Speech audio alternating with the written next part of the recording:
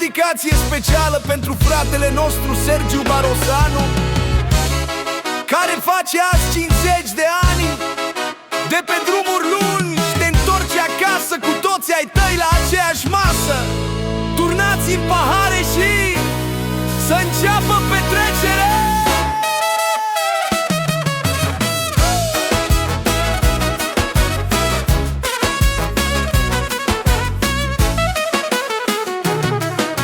Italia te știe și un nume mare, cine-i la volan pe ploaie și soare. Duce cu camionul tancuri grele și pe radio stai pe manele. Iar când stai la pauză, te ia dorul greu de casă, de nevastă și copii, cu ei inima-ți mângâi.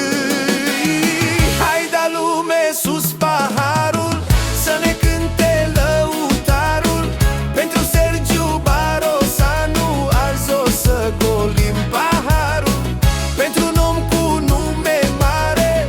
Azi noi închinăm pahare pentru un om de omenie. Vom cinsti un an și 1000.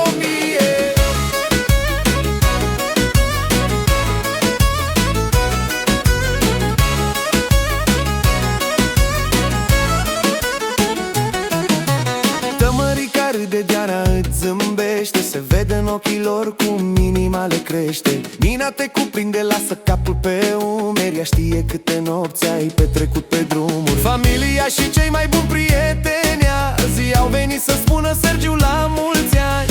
Sergiu sus paharul, cântă lumea toată, cu prieteni lângă tine viața e mai bogată. Hai da lume sus paharul, să ne cânte lăutarul pentru Sergiu Barosanu. Azi o să golim paharul pentru un om cu nume mare. Azi noi închinăm pahare pentru un om de omenie. Vom cinsti un an și 1000.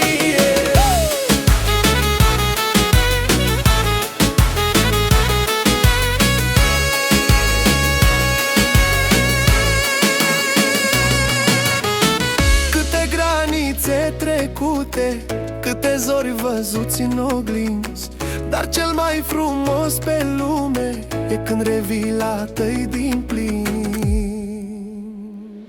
Hey! Hai da lume sus paharul, să ne cânte lăutarul pentru Sergiu Barosanu.